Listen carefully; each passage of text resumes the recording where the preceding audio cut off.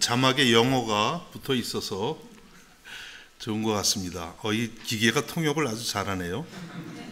쫙 그냥. 오늘부터 사도행전을 차례로 여러분과 나누려고 합니다. 고민을 많이 했습니다. 강해 설교라는 게 저의 실력이 다 드러나는 그런 것이 될 수 있기 때문에 지난번 빌립보서를 했는데 좀 어려웠던 것 같아요. 그래서 이제 고민을 했는데 사도행전을 함께 여러분과 나누기로 그렇게 했습니다. 물론 매주 계속되는 건 아닙니다. 절기는 또 절기대로 말씀을 보고 또 때로 특별히 함께 나누어야 되겠다는 말씀이 있으면 또 그것도 나누면서 가는데, 사도행전이 몇 장으로 되어 있는지 아시나요? 28장으로 되어 있습니다. 그러니까 28주가 더 걸린다는 얘기도 됩니다. 한 장에 많은 스토리들이 담겨져 있거든요.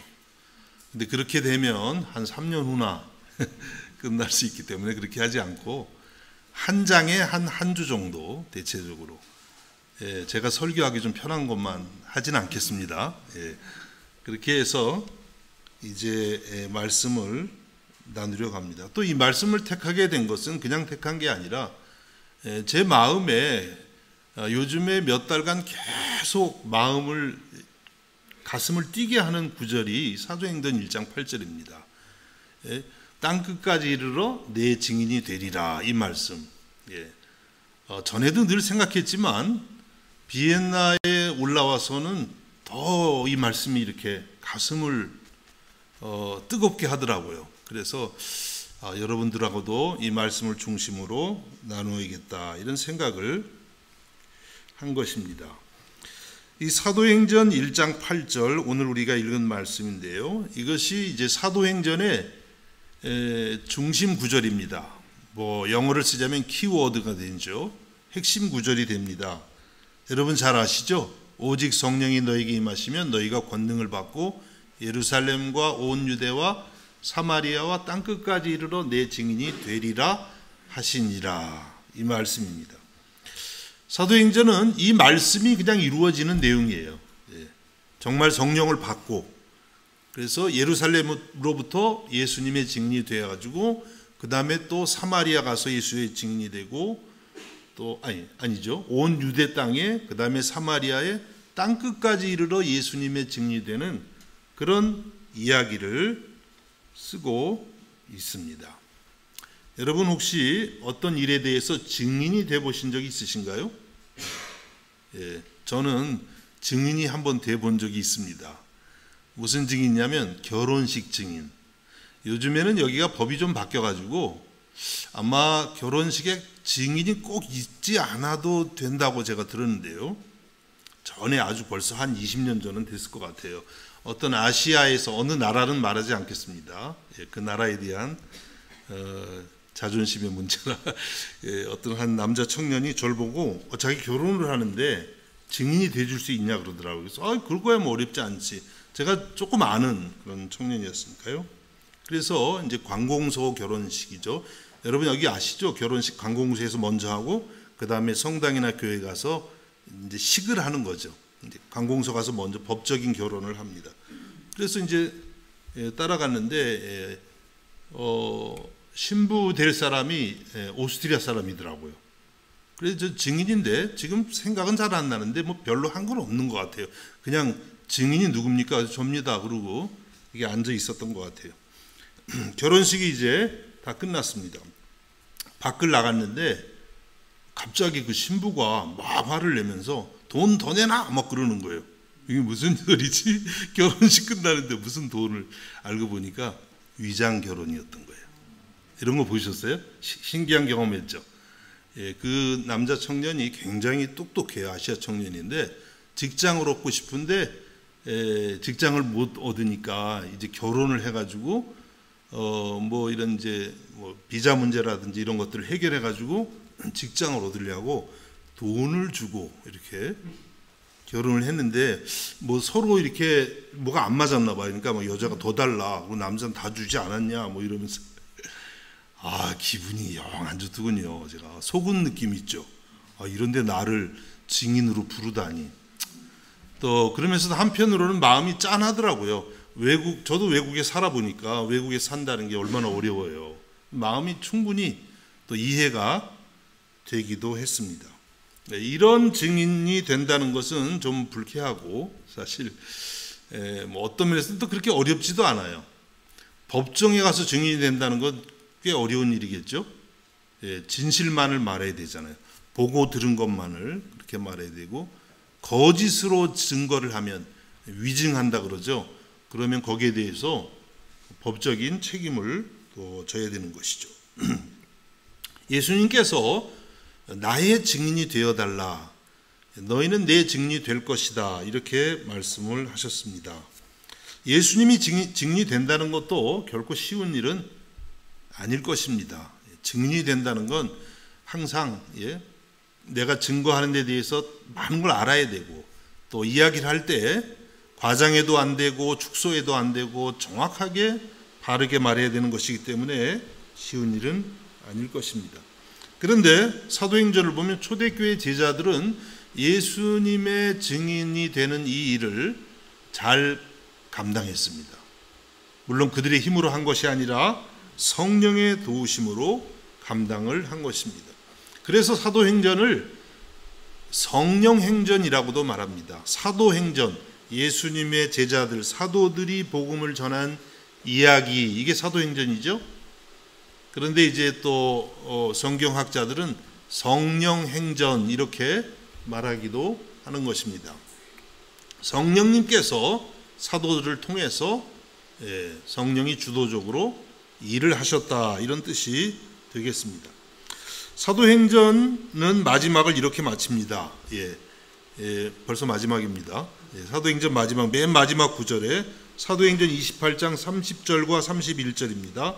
바울이 온 이태를 두 해를 자기 셋집에 머물면서 자기에게 오는 사람을 다 영접하고 하나님의 나라를 전파하며 주 예수 그리스도에 관한 모든 것을 담대하게 거침없이 가르치더라. 사도 바울이 로마에 가서 이제 죄수의 몸으로 이렇게 끌려가서 로마에 자기 그 셋집에서 구금된 상태로 재판을 기다리고 있습니다. 그 시간이 2년이었어요. 그 2년 동안 많은 사람들이 그를 찾아옵니다. 그래서 그들을 영접하고 하나님의 나라를 전파하고 주 예수 그리스도에 관한 모든 것을 담대하게 거침없이 가르쳤다고 했습니다. 그래서 사도행전은 사도 바울이 복음을 전하고 있는 그 장면으로 말씀을 마치고 있어요. 그냥 현재 진행형으로 마치고 있습니다.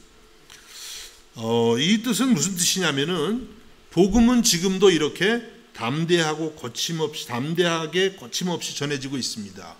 읽는 독자에게 말하는 것입니다. 여러분들도 사도 바울의 이 복음 전파의 바톤을 이어받아서 땅 끝까지 예수 그리스도의 증인이 되어 주십시오, 이렇게 하는 것입니다. 그래서 어떤 목사님들은 이렇게 얘기하시더라고요. 사도행전은 28장까지 있는데 이제 우리는 사도행전 몇 장을 쓰는 거예요. 28 다음에는 뭐죠? 27이 아니죠? 29장. 우리는 사도행전 29장을 쓰는 것입니다, 이렇게 이야기들도 하시더라고요. 여러분, 그렇습니다. 우리는 우리의 사도행전을 쓰는 거예요. 우리가 인생을 살아가면서 어떻게 예수 그리스도의 증인으로 살아왔는지, 또 살아가고 있는지를 우리는 지금 기록하고 있는 것입니다. 여러분, 어떻게 좀 기록할 게 있나요? 예수 그리스도의 증인으로 살아가는 삶의 이야기들, 꼭 나가서 예수 믿으세요, 이렇게 이것만이 증인은 아니잖아요. 우리의 친절한 말 한마디, 우리의 얼굴의 모습, 삶의 여러 가지 선행들을 통해서 예수 그리스도를 증거하는 삶을 살아가고 있습니다. 여러분, 여러분의 삶에 이러한 사도행전과 같은 이야기들이 풍성할 수 있기를 주님의 이름으로 축복합니다. 그래서 이제 우리는 여기서 묻습니다. 어떻게 하면 초대교회의 성도들처럼 예수 그리스도의 신실한 증인이 될 수 있을까요? 몇 가지로 한번 나누어서 생각합니다. 첫 번째는 예수님의 증인되는 일을 인생의 최우선 관심으로 또는 과제로 여러분이 가지셔야 됩니다.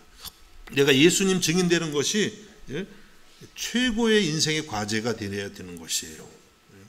아침에 일어나서 하루를 시작할 때 하나님, 오늘도 내가 어디서 누구를 만나든 무슨 일을 하든 공부를 하든 뭐 사람을 만나든 예수님을 증거하는 증인이 되게 해주세요. 이렇게 하루를 시작하는 것입니다. 이렇게 날마다 예수님의 증인이 되는 것을 내 삶의 최우선으로 여길 때에 우리는 예수님의 증인이 될 수 있습니다. 오늘 6절을 보면 예수님의 제자들이 예수님께 묻습니다.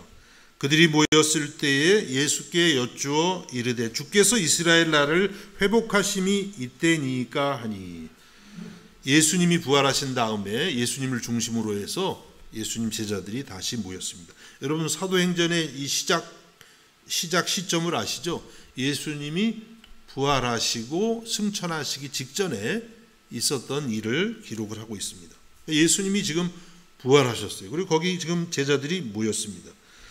근데 제자들이 예수님께 어떻게 여쭈었냐면 이스라엘 나라를 회복하심이 지금입니까? 이렇게 묻습니다. 무슨 뜻일까요? 이스라엘 나라를 회복한다. 여러분 아시죠? 이스라엘은요, 그동안에 400년 이상을 남의 나라의 지배하에 살았어요. 물론 중간에 잠시 독립을 경험하기도 했지만 400년이 훨씬 넘는 그런 시간을 식민 통치 가운데 살았어요.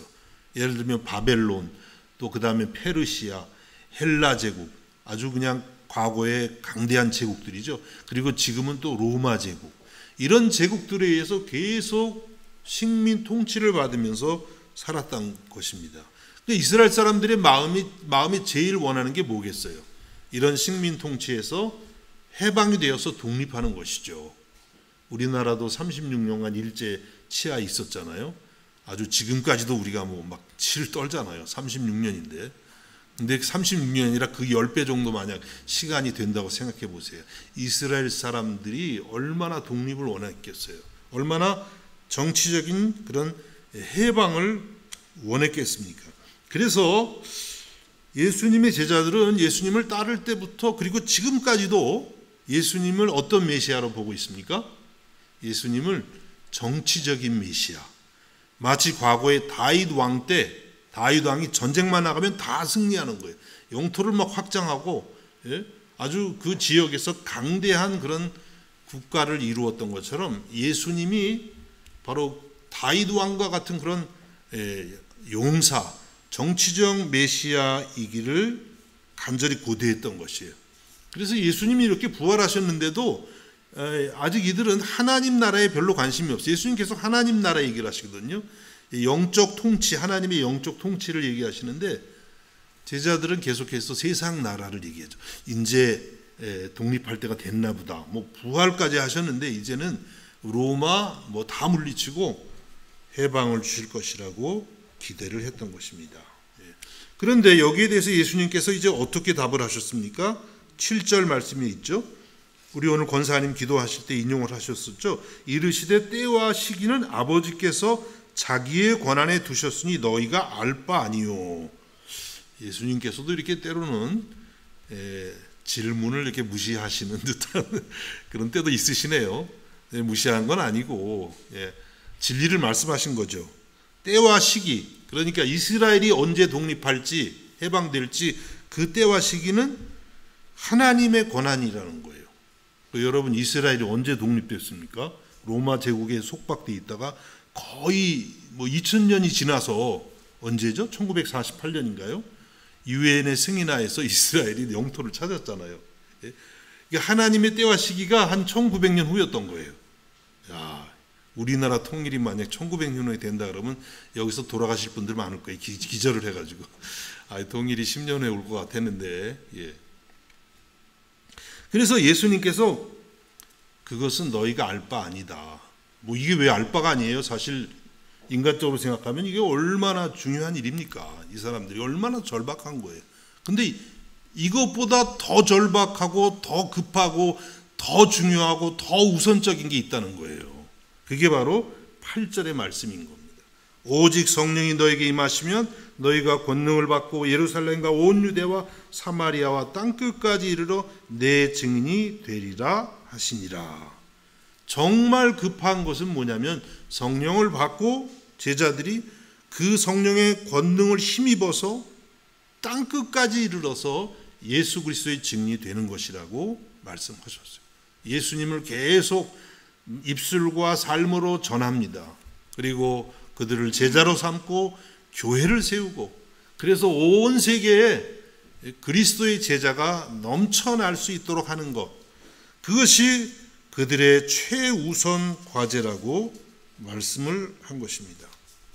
여러분, 우리들도 주님의 이 말씀을 잘 받들어서 우리 인생의 최고의 과제가 예수 그리스도를 증거하는 일이 될 수 있기를 주님의 이름으로 축복합니다. 정말 이것이 최우선 과제가 되어야 돼요. 내가 무슨 일을 하든지. 저는 한때 나름 좀 민족주의자였던 것 같아요. 저 때는 다 그랬던 것 같아요. 뭐 학교 다닐 때 나라가 어떻고 민족이 어떻고 맨날 나라를 구한다 그러고, 요즘은 좀 그런 얘기 많지 않은 것 같은데, 제가 이런 얘기하면 청년들은 목사님 좀 너무 고리타분한데 이런 느낌을 갖는 것도 같더라고요. 근데 저와 비슷한 연배에 계셨던 분들은 그 당시에 얼마나 또 나라와 민족에 대한 이야기를 하고 고민을 했는지 저도 좀 그랬던 것 같아요. 그래서 제가 예를 들어서 군대를 갔는데 아주 열심히 했어요. 군대에서 열심히 하는 사람들은 조금 이상한 사람일 수도 있어요. 근데 저는 군대 가서 얼마나 열심히 했는지 1등상을 받았어요. 그래가지고 그 사단 교육대에서 여기에 남으세요 그러더라고요. 그래서 이 굉장한 거예요. 거기 아주 그 당시 그 백을 많이 써야 들어갈 수 있는 그런 것인데, 근데 제가 어떻게 했겠어요? 아닙니다. 저를 최전방으로 보내주십시오. 이 사람들이 막 웃더라고요. 이런 친구가 있나 싶었나 봐요. 그래 진짜 최전방 갔어요. 거기서 아주 전방 생활을 했죠. 나름 굉장히 애국자였어요. 좀 안 좋은 얘기긴 한데 제 민족주의가 좀 지나쳐가지고요, 한동안 몇 년 동안 영어를 안 했습니다. 지금 영어 통역사로 밥 먹고 살 때가 있는데, 그 당시에 나는 한국말만 써. 자존심 상해. 왜 영어가 세계어야? 한국어는 몰라도. 이러면서. 혹시 여러분 중에 그런 분 없나요? 그러다가 제가 예수님을 만났어요. 물론 어렸어도 교회도 나갔고, 청년 때는 고등학교 때는 기독교 학교도 다녔죠. 근데 이제 청년 때 예수님을 본격적으로 알게 되었습니다. 그러고 보니까 예수님은요, 민족주의자가 아니시더라고요.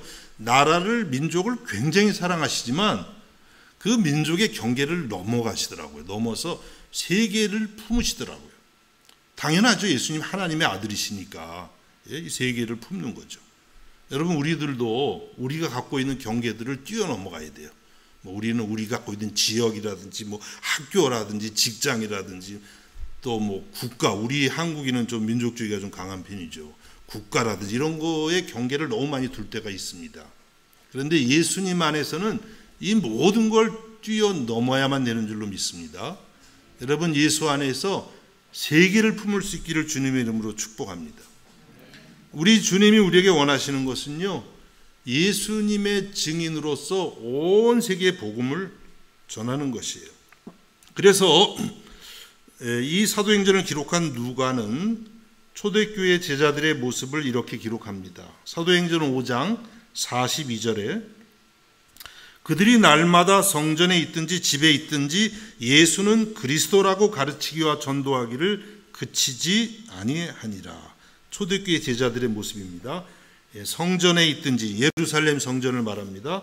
또 집에서 모이든지 항상 누구를 만나든지 예수는 그리스도다. 예수는 하나님이 보내신 하나님의 아들이시다. 이렇게 가르치기와 전도하기를 그치지 않았다 그랬어요. 그러니까 날마다 예수의 증인이 되는 거예요. 얼마나 놀랐습니까? 그런데 우리가 잘못 생각하면 이때는 참 전도하기가 쉬웠나 보다 이렇게 생각할 수 있겠죠? 아닙니다. 성경을 보면 이때는요, 종교의 자유가 없었어요. 기독교인에게는. 그래서 예수 전하면 잡아다가 바로 옥에 가뒀습니다. 그런 상황에서 이렇게 전도를 한 거예요. 예? 날마다 성전에 있든지 집에 있든지 예수는 그리스도라 가르치기와 전도하기를 그치지 않았다고 했습니다. 여러분, 우리들도 이와 같이 우리가 집에 있든지 교회에 있든지 가게에 있든지 학교에 있든지 예수님이 그리스도라는 사실을 가르치고 전할 수 있기를 주님의 이름으로 축복합니다. 또 초대교회에서 안디옥 교회 성도들은 얼마나 주님을 사랑했는지 이 사람들을 보면서 세상 사람들이 크리스찬 이름을 별명을 붙여줬어요. 그리스도인. 사도행전 11장 26절입니다. 만남에 안디옥에 데리고 와서 둘이 교회에 1년간 모여 있어 큰 무리를 가르쳤고 제자들이 안디옥에서 비로소 그리스도인이라 일컬음을 받게 되었더라. 이 말씀은 사도 바울과 바나바가 이 두 일꾼이 안디옥 교회에서 1년 동안 많은 사람들에게 말씀을 가르치는 거예요. 그 말씀의 내용의 핵심이 뭡니까? 예수님이죠. 예수님에서 계속 배웠습니다.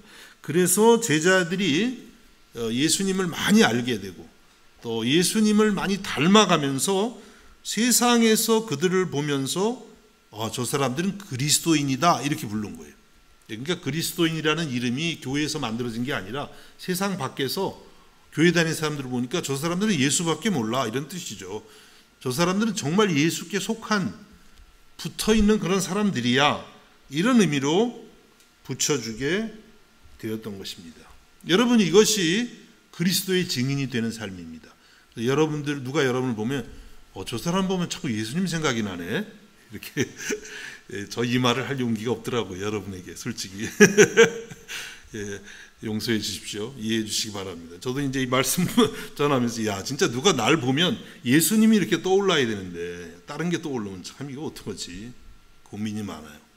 여러분, 초대교회 성도들은요 이렇게 사람들이 보면 그냥 예수님이 그리스도가 떠오르고 그들의 얼굴에 얼마나 평화가 있고 사랑이 있는지 그들이 입만 열면 예수님 얘기를 하는 거예요. 그래가지고 사람들이 그래 저 사람들은 크리스찬이야 이랬다는 거예요. 여러분, 이와 같이 예수님을 증거할 수 있기를 주님의 이름으로 축복합니다. 여러분을 보는 사람들마다 예수님을 떠올리는 그러한 역사가 있기를 주의 이름으로 축복합니다. 이렇게 우리가 예수의 증인이 되려면요 예수의 증인되는 삶이 나의 삶의 가장 우선적인 과제가 돼야 돼요. 그래서 아침에 시작할 때 또 점심에도 다시 확인하고 잠자리에 들면서도 나는 오늘 주님이 주신 이 위대한 이 사명을 감당하면서 살아왔는지를 우리에게 물어봐야 되는 것입니다. 두 번째로는요 예수님의 증인이 되려면 날마다 성경 말씀을 통해서 예수님을 더욱 알아가야 됩니다. 날마다 성경 말씀을 여러분이 읽으면서 또 설교를 들으면서 예수님을 많이 알아가야만 증인이 될 수 있습니다. 오늘 본문 1절에서 3절까지를 읽습니다. 데오빌로여, 내가 먼저 쓴 글에는 무릇 예수께서 행하시며 가르치시기를 시작하심부터 그가 택하신 사도들에게 성령으로 명하시고 승천하신 날까지의 일을 기록하였노라. 그가 고난받으신 후에 또한 그들에게 확실한 많은 증거로 친히 살아계심을 나타내사 40일 동안 그들에게 보이시며 하나님 나라의 일을 말씀하시니라. 사도행전이 이렇게 시작됩니다. 데오빌로여. 데오빌로 누굴까요? 데오빌로 모릅니다. 누군지 모릅니다. 저만 모르는 게 아니라 성경이 누구인지 설명이 안 됩니다. 근데 누가복음에 보면 데오빌로 각하 이렇게 말합니다. 그러니까 데오빌로가 각하라고 표현한다는 건 높은 사람이잖아요. 데오빌로가 아마 그 당시에 로마 제국에 좀 신분이 높았던 사람 같아요. 그 누가복음도 썼고 사도행전도 썼어요. 그러니까 누가복음이 전편이고 사도행전은 누가복음의 이제 후편 혹은 속편이 되는 거죠. 그 수신자가 똑같아요. 데오빌로. 누군지는 알 수 없지만 그런 생각해봤습니다. 어쩌면 누가가 직업이 의사거든요.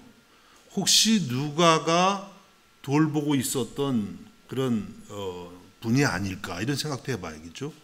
어떤 귀족을 누가가 돌보면서 종종 예수 그리스도의 복음을 전해서 이분이 예수님을 혹시 믿게 된 거 아닐까, 그냥 제 생각입니다. 어쨌든 이 누가는 데오빌로에게 무엇을 상기시키냐면, 내가 먼저 쓴 글은 누가복음을 말해요. 누가복음을 먼저 상기시키는 거예요. 누가복음에서 예수님의 탄생부터 해서 예수님이 또 전하신 여러 가지 말씀들과 기적들과 예수님의 십자가 고난과 부활과 그리고 또 예수님의 마지막 성령으로 복음을 전하라고 명령하신 것, 이 모든 것들을 먼저 언급합니다.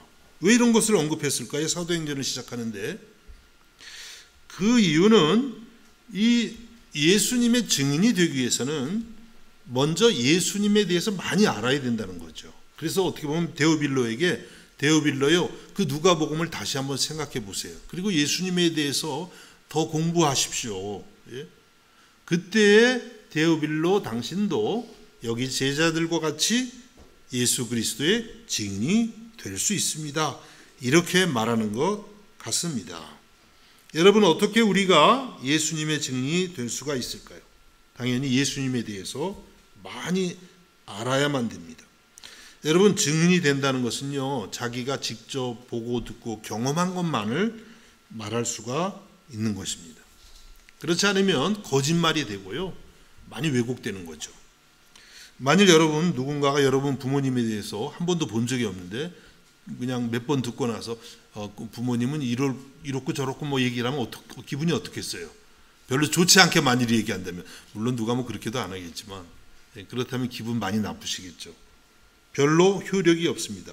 마찬가지로 누군가가 예수님을 잘 알지 못하는데 예수님을 전한다고 하면은요, 별로 설득력이 없는 것이죠. 그래서 예수님의 제자들도 예수님의 증인이 되기 전에 먼저 예수님을 많이 알았어야 돼요. 그게 이제 3년 동안의 제자 훈련인 것입니다. 오늘은 우리가 예수님을 어떻게 알아갈 수 있을까요? 우리 예수님이 여기 계신 거 아니잖아요. 가장 기본적인 방법은 바로 하나님의 말씀인 성경을 통해서 예수님을 알아가는 것입니다. 요한복음 5장 39절과 40절에 이렇게 말씀합니다. 예수님의 말씀입니다. 너희가 성경에서 영생을 얻는 줄 생각하고 성경을 연구하거니와 이 성경이 곧 내게 대하여 증언하는 것이니라. 그러나 너희가 영생을 얻기 위하여 내게 오기를 원하지 아니하는도다. 예수님이 어떻게 말씀하셨습니까? 이 성경이 곧 내게 대하여 증언하는 것이니라. 이 성경, 예수님 당시에 이 성경은요, 신약이 아직 없을 때입니다. 신약은 예수님 승천하신 이후에 쓰여졌으니까 예수님이 요한복음에서 이 성경 할 때는 구약 성경입니다. 이 구약 성경이 결국은 내게 대하여 증언한다. 예수님에 대해서 증거한다는 거예요. 그러니까 여러분, 구약을 읽을 때에 어떤 분들은 삼국지 같다 그러더라고요. 전쟁이 많으니까. 그런 내용도 있겠지만 예수님을 알기 위해서 읽어야 돼요. 설교하는 저도 그렇습니다. 구약을 전해도 항상 그 핵심의 내용은 예수 그리스도에 대한 이야기가 돼야 되는 것이죠. 여러분, 성경은 어떤 책일까요? 도덕책일까요? 좋은 도덕책? 물론 도덕도 있지만 도덕책은 아닙니다. 과학책일까요? 물론 과학적인 내용도 있지만 과학책도 아닙니다. 역사책일까요? 역사가 있지만 역사책도 아닙니다. 철학책일까요? 물론 철학이 있지만 철학책도 아닙니다. 성경은 우리에게 예수 그리스도를 가르쳐주는 책입니다. 예수 그리스도를 믿어서 죄사함을 얻고 영생을 얻고 하나님의 자녀로 살아가게 하는 책인 줄로 믿으시기를 바랍니다. 그래서 우리가 예수님을 알려면 방법이 없어요. 어떤 분들은 그냥 성경은 안 읽고 그냥 한 번에 알려고 예수님 오늘 밤엔 좀 나타나게 해주세요. 막 기도하고 그냥, 그래서 잤는데 또 안 나타났다고 기도 응답 안 한다고 또 원망하고, 그러다 봤는데 예수님이 아니라 이상한 마귀 같은 걸 보기도 하고 이렇게. 여러분, 예수님은요, 이 성경을 통해서 자신을 나타내세요. 그래, 여러분이 난 예수님 정말 많이 알고 싶은데 최고의 방법, 아니 전부라고도 할 수 있어요. 성경 말씀을 여러분이 열심히 읽으시기를 바랍니다. 누가복음 24장 25절에서 27절까지도 이렇게 예수님이 말씀하십니다. 예수님 부활하시고 나서 하신 말씀인데요. 이르시되 미련하고 선지자들이 말한 모든 것을 마음에 더디 믿는 자들이요 그리스도가 이런 고난을 받고 자기의 영광에 들어가야 할 것이 아니냐 하시고 이에 모세와 모든 선지자의 글로 시작하여 모든 성경에 쓴 바 자기에 관한 것을 자세히 설명하시니라. 모세와 모든 선지자의 글, 그러면 구약 성경을 의미하는 거예요. 예? 거기에서 예수님께서 모든 성경에 쓴 바 자기에 관한 것, 구약 성경에 예수님에 관한 내용이 아주 많다는 거예요. 예? 그러니까 우리는 이 성경을 읽으면서 예수님을 더욱더 알아갈 수가 있습니다. 여러분, 성경을 통해서 예수님을 인격적으로 알아가시기를 주님의 이름으로 축복합니다.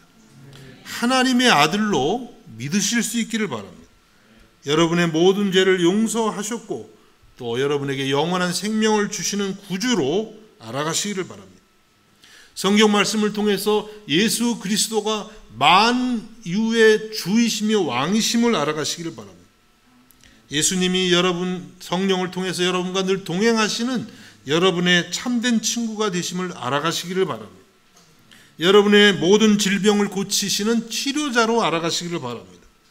여러분의 인생의 어떤 문제라도 사람에게 말할 수 없는 문제일지라도 예수님께 말씀하시면 그 모든 것을 들어주시는 상담자로 예수님을 알아가실 수 있기 바랍니다. 이런 예수님의 모든 모습들이 성경 말씀에 다 기록이 되어 있습니다. 여러분, 하나님의 말씀을 통해서 날마다 예수님을 알아가고 그 여러분이 직접 깨달은 그 예수 그리스도를 여러분의 삶에서 증거할 수 있기를 주님의 이름으로 축복합니다. 마지막으로 예수님의 증인이 되려면 성령의 충만함을 입어야만 합니다. 이것은 몇 주 전에도 한번 전한 말씀이죠. 여러분, 예수님의 제자들은 3년 동안 예수님으로부터 훈련을 잘 받았습니다. 예수님 같은 스승이 어디 있겠어요. 정말 하나님의 아들이시니까 말할 필요가 없죠. 그 예수님으로부터 3년간 훈련을 받았고요.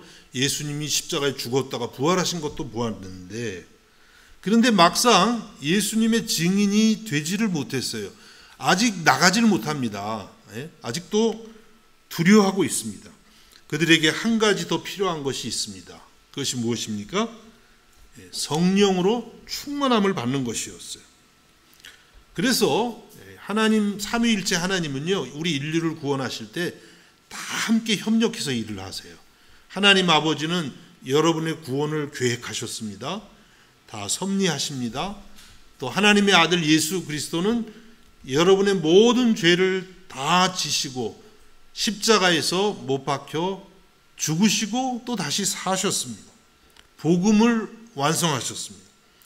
그리고 이제 성령님은 또 예수님 승천하신 다음에 오셔서 모든 믿는 자들 안에 함께 하시면서 예수님을 알게 하시고요. 하나님의 자녀로 하나님 자녀답게 살아가게 하시고 그리고 예수님의 증인이 되게 하시는 것입니다. 삼위일체 하나님이 다 일하시는 거예요. 특별히 지금 이 시대는 이제 성령님이 더 뚜렷하게 일하는 시대라고도 할 수가 있겠습니다. 여러분, 그렇습니다. 예수님의 증인이 된다는 것은 우리 힘으로는 되지가 않습니다. 성령이 임하실 때에만 가능한 것이죠. 그래서 오늘 본문 4절과 5절에는 이렇게 말씀합니다. 사도와 함께 모이사 그들에게 분부하여 이르시되 예루살렘을 떠나지 말고 내게서 들은 바 아버지께서 약속하신 것을 기다리라.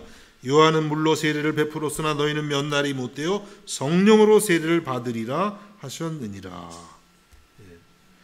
예수님이 승천하시기 전에 제자들에게 뭐라고 하시냐면 예루살렘을 떠나지 말고 아직 전도하러 나가지 마. 너희들 내가 부활한 거 보았다고 증인될 수 있는 거 아니야. 아직 나가지 마. 예수님께서 빨리 나가 전도해. 내가 부활했는데 이러실 것 같은데 아니, 그게 아니고 뭐라고 하셨어요? 기다리라. 아버지께서 약속하신 것을 기다리라. 아버지께서 약속하신 게 무엇입니까?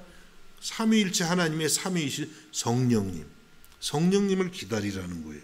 그 성령이 충만히 임해야만 그때야 비로소 예수님의 증인이 될 수 있다고 하신 것입니다. 그러니까 여러분, 우리가 전도를 못하는 것은 이상한 게 아닙니다. 당연한 거예요. 성령의 충만함이 아니면요, 한순간도 예수의 증인으로 살아갈 수가 없어요. 전도할 수가 없는 것입니다. 스가랴 4장 6절에도 이렇게 말씀합니다. 그가 내게 대답하여 이르되 여호와께서 스룹바벨에게 하신 말씀이 이러하니라. 만군의 여호와께서 말씀하시되 이는 힘으로도 되지 아니하며 능력으로도 되지 아니하고 오직 나의 영으로 되느니라. 하나님의 일은 인간의 능력이나 인간의 힘으로 되지 않는다는 거예요. 오직 하나님의 영으로 된다는 거죠. 근데 우리는 인간적인 방법으로 많이 하려고 그러죠. 하나님의 일을. 저 같은 사람도 그럴 것 같아요. 어떻게 설교를 좀 잘해볼까? 어차피 잘 못하는데 이렇게 잘해볼까 고민하고 어떻게 좀 멋있게, 어떻게 좀 지적으로, 이게 다 쓸데없는 겁니다. 사실은. 성령이 이 시간에 함께하지 않으면은요, 여러분 그냥 듣는 척만 해주시는, 목사님 미안해서 그냥 듣는 척 해주는 거지 역사가 없어요. 오직 성령으로만 하나님의 일이 가능하다고 그렇게 말씀하시는 거예요. 왜냐하면 성령이 임하시게 되면은요, 하나님의 권능, 파워, 권능이 우리에게 임하기 때문입니다. 오늘 1장 8절에서 성령이 너에게 마시면 너희가 권능을 받는다 그랬는데, 이 권능이라는 단어가 헬라어로 듀나미스라고 한답니다. 듀나미스. 그 듀나미스에서 다이나마이트라는 영어 단어가 나왔다 그래요. 다이나마이트 아시죠? 빵 폭발. 그러니까 성령의 권능이라는 건 그냥 폭발적인 하나님의 능력이죠. 그래서 실제 오순절에 예수님의 제자들이 성령을 충만히 받았을 때요, 정말 폭발적인 전도의 역사가 일어난 것입니다. 사도행전 2장 4절에 보니까 벌써 2장 나가네요. 그들이 다 성령의 충만함을 받고 성령이 말하게 하심을 따라 다른 언어들로 말하기를 시작하니라. 아니, 전에는 나가서 입도 뻥끗 못하는 그 제자들이, 겁쟁이 제자들이요, 성령이 임하니까 그냥 전도할 생각도 없었는데 말문이 딱 열리면서 예수께서 여러분을 위해서 십자가에 죽으셨고 다시 사셨습니다, 뭐 이런 내용들, 복음의 내용들이 줄줄줄 막 나가는 거예요. 그것도 히브리어 유대인 말로 나간 게 아니고 뭐라 그랬어요? 다른 언어, 외국어로 막 배우지도 않은 외국어로 복음이 전해지는, 이것이 성령의 권능인 것입니다. 그러니까 성령의 권능이 임하게 되면은요, 저절로 되는 거예요, 전도가. 그동안에는 불가능하다고 생각했는데 이제 전도 안 하는 게 더 힘든 거죠. 예수님의 증인으로 안 살면 그냥 죽을 것 같은 거죠. 예수님의 증인으로 우리가 살려 그러면요, 하루 종일 깜빡 잊고 그냥 나의 증인, 나를 자랑하면서 막 살았네요. 뭔가 그 집에 저녁에 들어오면 그냥 괴로운 거죠. 예수님 증인으로 살았어요. 성령 받았는데 그렇게 못 살면요, 괴로운 거예요. 그래서 성령을 받으면 예수의 증인이 안 되는 게 더 힘들어져요. 전도 안 하는 게 더 힘들어지는 겁니다. 여기까지 가야만 이제 복음의 역사가 있죠. 초대교회는 뭐 전도하지 말라, 종교의 자유를 막 막았는데도요, 이 성령이 임하니까 막 폭발하니까 내 안에서 이 하나님의 능력이 막 폭발하고 하나님의 사랑이 막 폭발하니까요, 전하지 않는 게 힘든 거예요. 그냥 입이 벌려지는 것이죠. 여러분, 오늘 우리들에게 이러한 성령의 역사가 있기를 주님의 이름으로 축복합니다. 그런데 성령을 받기 위해서 우리가 해야 될 최소한의 일이 있습니다. 사도행전 1장 14절에 보니까 여자들과, 이제 앞에는 예수님 제자들의 이름이 쫙 나오고요, 그 다음에 여자들과 예수의 어머니 마리아와 예수의 아우들과 더불어 마음을 같이하여 오로지 기도에 힘쓰더라. 예수님이 성령을 보내주시겠다고 하셨는데 그때까지 마음을 같이해서 모였습니다. 그리고 오로지 기도에 힘썼습니다. 마음을 같이했다, 한 마음이 됐다는 거죠. 그 전에는 한 마음이 되지를 못했어요. 누가 더 대장이 될 건가, 뭐 이런 걸로 막 제자들이 싸웠잖아요, 예수님 십자가 앞에서. 그리고 또 하나님 나라를 생각하는 게 아니라 항상 이스라엘의 정치적 독립만을 생각했어요. 이 하나님하고 이게 뜻이 맞지를 않는 거죠. 지금은 이제 한 마음이 됐어요. 하나님 나라를 생각하게 됐습니다. 그리고 그들의 공통적인 사명이 뭐냐면 우리는 땅끝까지 이르러서 예수의 증인이 된다. 예? 세계 선교를 한다. 이 뜻이 다 하나가 된 거예요. 거기에 성령이 임하신 줄로 믿으시기 바랍니다. 예? 우리 교회도요, 성령 충만함을 경험하려면 뜻이 맞아야 돼요. 근데 뜻이 맞는데 어디 가서 뭐 한잔 하는 뜻으로 맞으면 곤란하겠죠. 그런 사람 없겠지만 이 온 세계에 나가서 예수의 증인이 되는 걸로 우리 뜻이 맞아야 돼요. 예? 여러분 거기에 여러분의 전부를 다 드릴 수 있기를 주님의 이름으로 축복합니다. 그리고 오로지 기도에 힘써야 됩니다. 예? 기도할 때에 주님께서 약속하신 성령을 보내주신 것입니다. 여러분 누가복음을 보면 또 사도행전을 보면 같은 저자가 썼다고 말씀드렸죠. 누가는요 성령을 참 많이 강조해요. 성령을 참 다른 복음서에 비해서 성령과 기도를 많이 강조합니다. 여러분들이 한번 자세히 다른 복음서하고 비교해서 한번 읽어보시면요, 야 누가는 특별히 삼위일체 하나님 중에 성령을 많이 강조하고 또 성령을 구하라는 이 내용을 많이 쓰는구나 이런 걸 알 수가 있습니다. 누가는 하나님이 우리에게 주시는 최고의 선물이 바로 성령이라고 하십니다.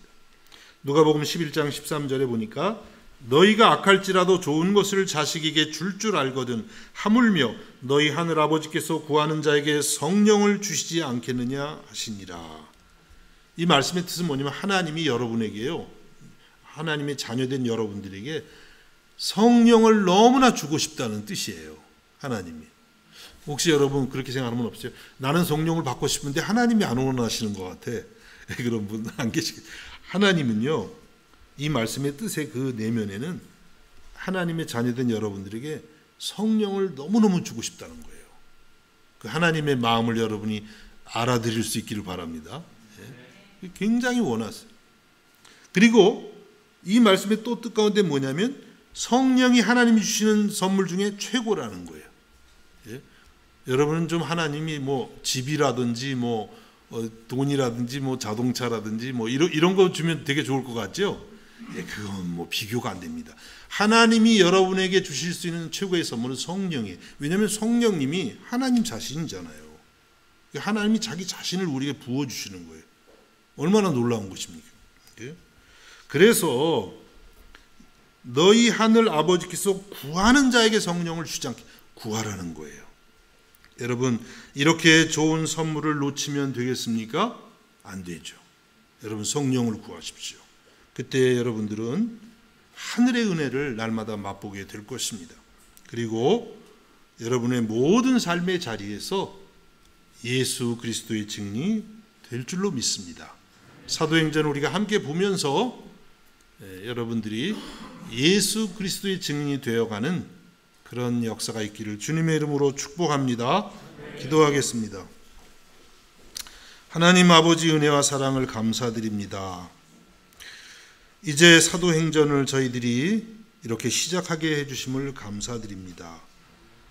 땅끝까지 이르러 나의 증인이 되리라고 하신 주의 말씀이 우리의 마음에 깊이 들어오게 해주시고 하루를 아침에 시작할 때부터 이 말씀이 나의 가슴을 두드리며 하루 종일 주님의 증인으로 살아가는 특권과 기쁨과 행복을 누리게 하여 주시옵소서.